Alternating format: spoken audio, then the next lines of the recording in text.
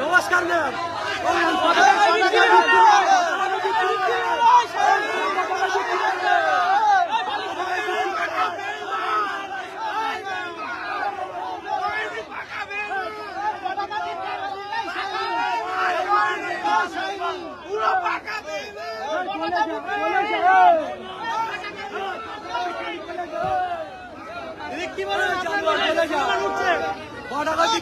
বিক্রি হলে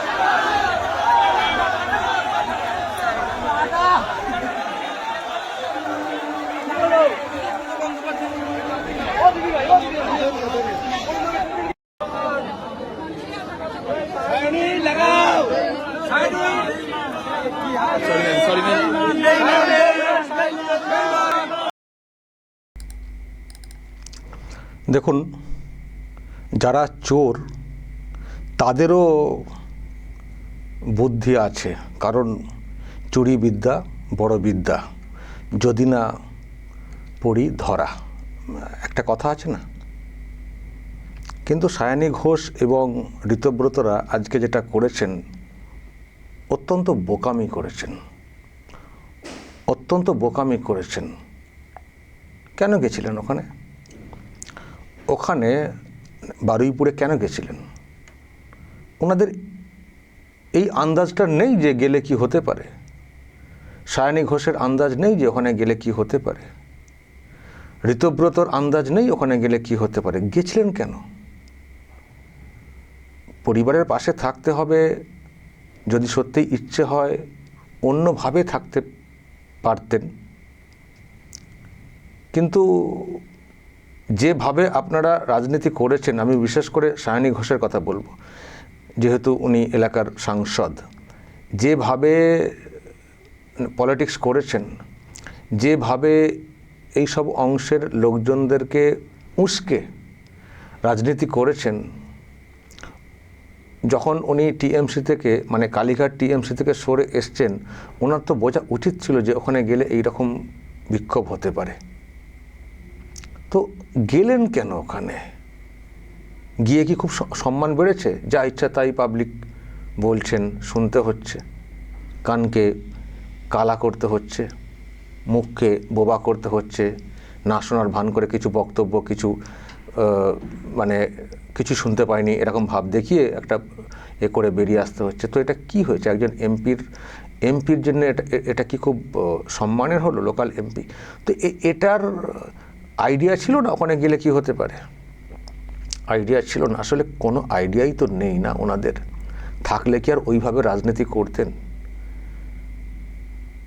আরও অনেক এমপি আছেন দেখবেন, আমি জানি টিএমসির কোনো এমপি ভালো না, তাও বলবো আরও অনেক এমপি আছেন যারা এলাকাতে গেলে ততটা হয়তো ওইভাবে ডিরেক্টলি বলা হয়তো হবে না যতটা দেখছি সায়নীকে। তো এর জন্য দায়ী কে? এর জন্য দায়ী কে? দেখুন, যারা বলছেন তাদের রুচি নিয়ে প্রশ্ন তোলা হতে পারে, তাদের মানে এইভাবে এমপিকে বলা নিয়ে প্রশ্ন তোলা হতে পারে, কিন্তু এর জন্য দায়ী কে?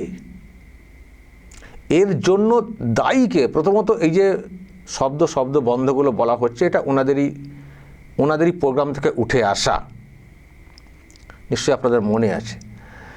দ্বিতীয়ত, উনি যেভাবে উগ্র পলিটিক্স করতেন এবং যেভাবে এই অংশের লোকজনদেরকে উস্কে পলিটিক্স করতেন, তো এখন হঠাৎ করে মানে যাদেরকে বিজেপির বিরুদ্ধে লাগাতার বলে গেছেন, এমনকি যারা কালীঘাট টিএমসি থেকে সরে যাচ্ছেন অন্যত্র, তাদের সম্পর্কেও উল্টোপাল্টা কথা বলেছেন।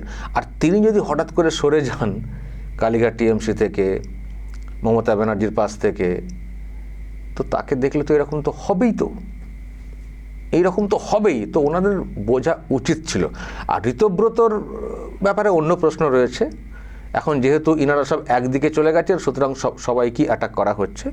ঋতব্রতর যে দুর্বলতা যেগুলো যা হচ্ছে সেগুলোকে ধরে বলা হচ্ছে। ফলে সায়নী এবং ঋত এই দুজনকে আজকে যা করা হয়েছে বারুইপুরে, ওনাদের বোঝা উচিত ছিল যে যেখানে ওনারা যাচ্ছেন সেখানকার এই অংশের মানুষদেরকে ওনারা উস্কে উস্কে রাজনীতি করেছেন।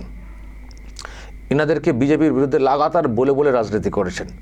তো হঠাৎ করে সেখান থেকে সরে গিয়ে অন্য একটা শিবিরে যাওয়া, এবং যে শিবিরের সঙ্গে ওদিকে নাকি অনেক যোগাযোগ, এটাও মার্কেটে প্রচার করা হচ্ছে। তো এটা হলে তো এরকম একটা ক্ষোভের মুখে তো পড়তে হবে।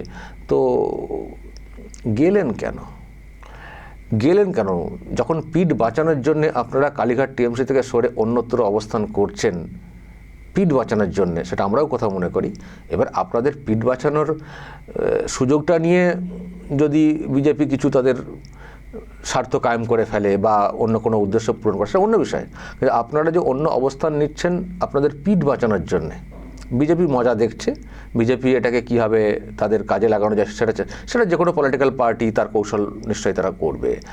আপনারা তো যাচ্ছেন পিঠ বাঁচানোর জন্যে।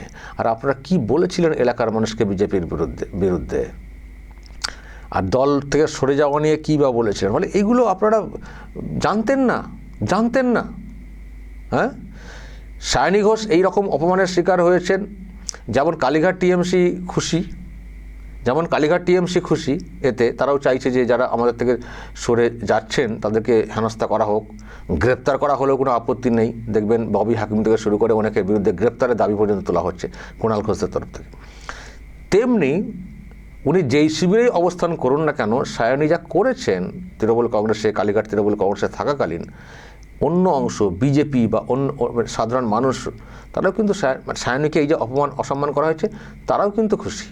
কারণ সায়নীকে না তারাও মেনে নিতে পারেন না। এখন সায়নী যাই করছেন সেটা পিঠ বাঁচানোর জন্য করছেন। মানুষ দেখছেন বিজেপি তার কোনো কৌশল অবলম্বন করতে পারে এই সুযোগে। কিন্তু সায়নীকে মানে তৃণমূল কংগ্রেসের যার প্রতি মানুষের রাগ আছে না প্রচুর, তার মধ্যে একজন সায়নী ঘোষ। কারণ ওনার ব্যবহার আচার খুব জঘন্য ছিল। ফলে তারাও খুশি, মানে কালীঘাট টিএমসিও খুশি। এদিক দিয়ে কালীঘাট টিএমসি আর সাধারণ মানুষ বা বিজেপির এই অংশটার ব্যাপারে এনজয় করার ক্ষেত্রে কিন্তু দুটো এখন মানে একই টাইপের। তারপরে এই না যে দুটো মিশে গেছে, যাহা কালীঘাট তাহা অমর, সেটা আবার বলতে যাবেন না। আমি বলছি আর কি, মানে ইস্যু ভিত্তিক এটা হচ্ছে। নিশ্চয়ই আপনাদেরও অনেকেরই হয়তো আনন্দ হচ্ছে। তো এটার কারণ হচ্ছে ওটাই, মানে উনি যেভাবে পলিটিক্সটা করতেন সেটা পলিটিক্স ছিল না। হঠাৎ করে পেয়ে ওঠা না, হঠাৎ করে রাতারাতি বিরাট নেত্রী হয়ে যাওয়া, যুব সভানেত্রী, তারপর এমপির টিকিট পেয়ে যাওয়া, হ্যাঁ, বিধানসভাতে হেরে গিয়েও অভিষেকের খুবই ঘনিষ্ঠ হয়ে গিয়ে কি মানে ধরাকে সরাগান না করা, পায়ের তলায় মাটি ছিল না, কি লম্পঝম্প। ফলে সেগুলো খুব ইরিটেটিং ছিল, খুব ছিল। আবার আমি যেটা বলছিলাম, যখন ওই লোকজন সরে যাচ্ছেন নানা কারণে, তখন কি মন্তব্য করেছিলেন দর্শক সে মনে আছে। ওনার অনেক ঘটনাই মনে পড়ছে। ঋতব্রতর একটা ভিডিও মনে পড়ছে, সেটা নিয়ে এখন সেই সুযোগে যেহেতু উনি আলাদা শিবির তৈরি করছেন, রাগটাও ওনার ওপরে পড়ছে। আর একটা কথা, যেগুলো যা আজকে হয়েছে তার মধ্যে কালীঘাট টিএমসির ইন্ধনও ছিল। যেমন আরও অনেকের অন্য যন্ত্রণা ছিল, মানে রাগ ছিল সায়নী ঘোষের প্রতি। বিজেপিরও একটা অংশের অবশ্যই আছে, এটা মানতে কোনো দ্বিধা নেই। কিন্তু আমার ধারণা এইভাবে এ করার পেছনে খানিকটা ইন্ধনও অন্য অংশের তরফ থেকে এসে। যাই হোক, সব মিলিয়ে সায়নীদের আজকে মুখ বুজে ওখান থেকে চলে যাওয়া ছাড়া কিছু দেখতে পাইনি। আমি দর্শক একটু শোনাই, যখন অন্যরা সরে যাচ্ছিলেন কালীঘাট টিএমসি থেকে, তখন উনি কত বড় বড় কথা বলেছিলেন। এইসব দেখে শুনি হয়তো আরও রাগটা বেড়েছে। দেখুন, এইসব নিয়ে আমি কিছু বলতে পারবো না, কারণ আমি রাজনীতিতে খুব নতুন। তবে এইটুকু বলতে চাই যে এরকম সময় যারা মমতা বন্দ্যোপাধ্যায়ের হাত ছেড়ে দেবেন তারা পার্টির ক্ষেত্রে বেনজল, এবং বেনজল যত তাড়াতাড়ি চলে যায় পার্টির তত বেশি শুদ্ধিকরণ হবে। নিজেই চলে গেছেন তো, তার মানে নিজেও কি বেনজল? মানে প্রশ্ন তৈরি করে। মানে ওনারা বলতেন, ওনাদের কথা মানুষ শুনতেন, কর্মীদেরকে সেইভাবেই তৈরি করতেন। তো এখন হঠাৎ করে উনি অফ হয়ে গেলে রাগ তো হবেই। আমি তৃণমূলের অংশের কথা বলছি। আর বিজেপির রাগ তো বলছি ওনার আচার ব্যবহারে। শুধু কি এটাই, কত রকমভাবে কর্মীদেরকে করেছিলেন নানান সময়ে। আমি জাস্ট কতগুলো শোনাই কর্মীদের উদ্দেশ্যে, কত রকমের ভাবে উজ্জীবিত করে কথা বলা। দেখুন আরও একটা, যদি নিজের মধ্যে এইটুকু অভিব্যক্তি না থাকে তাহলে দয়া করে তৃণমূল কংগ্রেস করবেন না, দলের নামটা নষ্ট করবেন না। এবং আমি সরকারদার সঙ্গে একদম একমত যে আজকে দলকে যারা বদনাম করার চেষ্টা করছে, যারা দলের নাম ভাঙিয়ে নিজেদের স্বার্থসিদ্ধি করার চেষ্টা করছে, যারা মানুষকে নানান পরিষেবা দেবে বলে তাদের কাছ থেকে অর্থ নেওয়ার চেষ্টা করছে, তাদের গালে শুধু দুটো থাপ্পড় নয়, তাদেরকে জুতা পেটা করা উচিত বলে আমি মনে করি। কারণ মমতা বন্দ্যোপাধ্যায় এবং অভিষেক বন্দ্যোপাধ্যায় অনেক খেটে খুঁটে এই দলটা তৈরি করেছেন। একটা দল তৈরি করতে কি লাগে আজকে যারা কর্মীরা রয়েছেন তারা প্রত্যেকে জানেন। কাজে যারা শুধু নিজেদের কথা ভেবে, যারা শুধু লোভের বসে, যারা নিজেদের আখের গোছাবে বলে এবং নিজেদের পকেট ভরবে বলে তৃণমূল কংগ্রেস করছে, তাদের স্থান তৃণমূল কংগ্রেসে নেই। তো উনিও তো চলে গেছেন, তাহলে উনি কি গোছাতে এসছিলেন? মানুষ প্রশ্ন তুলছেন, তোলারই কথা তো। আর জুতো মারা ইত্যাদি কত কি বলেছিলেন কর্মীদেরকে, আর আজকে নিজেই সরে চলে গেছেন। ফলে সামনে পেয়েছেন এক তো ঘটনা, 3 দিন পর উনি গেছেন। লোকাল এমপি কোথায় ছিলেন, এটা একটা প্রশ্ন। তো সেই সঙ্গে ওনার কথাগুলো সব মনে পড়ছে। তারপরে লম্পঝম্প সত্যি খুব ইরিটেটিং যে বলছিলাম না কথাটা ওনার ছিল, উনি যা করতেন যেন কি না কি পেয়ে গেছেন। আপনাদের মনে আছে নাচা গানা, তারপরে মানে বিজেপিকে উদ্দেশ্য করে নানান সব মন্তব্য, কত কি মনে পড়ছে দর্শক। তো মানুষের রাগ কি হবে না? মানুষের রাগ কি হবে না? সর্ব অংশের দেখুন না, নাচা গানা, মানে কি পেয়েছিলেন, মানে ভেবেছিলেন যে এইভাবেই জীবনটা কেটে যাবে। আর যেই ক্ষমতা চলে গেছে, যেই উল্টে গেছে সরকারটা, ওনারাও পাল্টে গেছেন। দেখুন না, আমি কিছু কিছু ভিডিও দেখাই, পুরোনোগুলো দেখাই, ওনার আচার আচরণ কেমন ছিল। সবাইকে বলি জোরে করে দিলে সবাই তাহলে কাঁদলে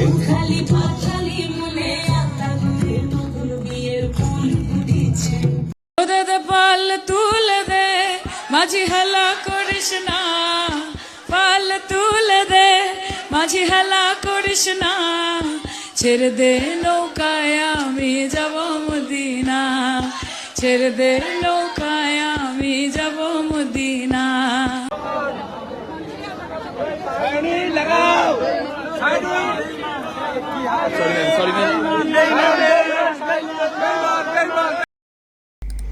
এত মক্কা মদিনার গল্প শোনালেন, গান গাইলেন, মুসলিমদের এই অংশটাকে একেবারে আলাদা সুর দিলেন, কত কি দিলেন। হঠাৎ করে আপনি সরে যাবেন, আর আবার আপনি ওখানে গিয়ে আধিক্ষেতা করবেন, পাশে আসি বার্তা দেবেন। তো মানুষ কি ভরসা করেন? সেই সব জায়গা থেকেই আর কি এই রকম। দেখুন, আমাদের এই নিয়ে চূড়ান্ত সিদ্ধান্ত নেওয়ার কিছু নেই, আমরা যা দেখছি সেগুলো বলছি। তবে সায়নীর এটা প্রাপ্য ছিল, এটুকু বলতে পারি। যেভাবে ওনারা পলিটিক্স করতেন, ওটা পলিটিক্স ছিল না। তো এটা হচ্ছে কৃতকর্মের ফল। যেভাবে ওনারা করতেন, আজকে না ঘরকা না ঘাটকা এই অবস্থা হয়ে গেছে। এবং 2029-এর পরে দেখবেন আরও কীরকম ঘাটিয়া পরিস্থিতি তৈরি হয়ে যায় এই সব এমপিদের, যারা এদিক সেদিক করছেন, পিঠ বাঁচাতে করছেন। পরিষ্কার বুঝতে পারছি, আপনারা অনেকে হয়তো ভুলও বুঝছেন, ভাবছেন যে এদেরকে মনে হয় সব বিজেপি নিয়ে নেবে। এতটা সোজা না। যা আছে, যেটা সময় আছে, সময়ের মধ্যে যদি একটু এনজয় করতে পারেন, এমপি পদটা করে নিন। কিন্তু অনেক অভিযোগও আছে, কিন্তু ওদিকে কোনো চান্স নেই, এটা আমি আপনাদেরকে নিশ্চিত করে বলতে পারি। ফলে এখনই যা দেখছেন ওনাদের ইমেজ, যা সব দেখছেন, 2029-এর পরে পলিটিক্যাল কেরিয়ার পুরো ফুটুর ডুম হয়ে যাবে, কিছু থাকবে না। যারা তারই মধ্যে পলিটিক্সটা করে এসছেন তুলনায় বেটার, তাদের তবুও খানিকটা বলতে পারি যদি অন্য কোনোভাবে কিছু থাকে আর কি, বেঁচে থাকা। কিন্তু এরা যেভাবে পলিটিক্স করে এসছেন, এটা পলিটিক্স ছিল না, জাস্ট লাইফটাকে এনজয় করতে এসছিলেন। আর মানুষ না এগুলো খুব মার্ক করে মানুষ। আপনি যেভাবে পলিটিক্স করতেন, দুম করে পাল্টে গিয়ে গেলেন, দুম করে উল্টো দিকে চলে গেলেন, আবার এসে পলিটিক্সের পাশে থাকার বার্তা দেবেন, এটা কিন্তু হয় না। তো যাই হোক, তৃণমূল কংগ্রেসের অন্দরের ব্যাপার, হৃত তৃণমূল, মৃত তৃণমূল, এসব চলছে, আর আমরা জাস্ট মজা দেখছি আর কি। তবে হ্যাঁ, যে ঘটনা ঘটেছে বারুইপুরে অত্যন্ত নক্কারজনক, তার সুবিচার হোক। ওটাকে নিয়ে অহেতুক কোনো পলিটিক্স, এসবের কোনো প্রয়োজন নেই। তবে এই সায়নী ঘোষ বা ঋতু, অন্যরা যা যাচ্ছেন ঠিক, তাও মেনে নেওয়া যায়, কিন্তু ঋতু বা সায়নী, এদের ওখানে যাওয়ার আগে একটু ভাবা দরকার ছিল। ভেবে জাননি বলি আজকে তাদের এরকম ওখানে শুনতে হয়েছে। একে অমক বেঈমান কত টাকায় বিক্রি হলেন এটাও প্রশ্ন তোলা হয়েছে। ইরাকে তো ওনার সেই ভিডিওর কথা মনে করিয়ে মানে চিৎকার করা হয়েছে। দর্শক বলবেন যা সব হয়েছে কারা করেছেন সেটাও বলবেন, আর আপনারা এটাকে কীভাবে দেখছেন অবশ্যই আপনাদের মতামত থাকবে, যা বলার বলবেন এবং নজর রাখবেন আরামবাগ টিভিতে।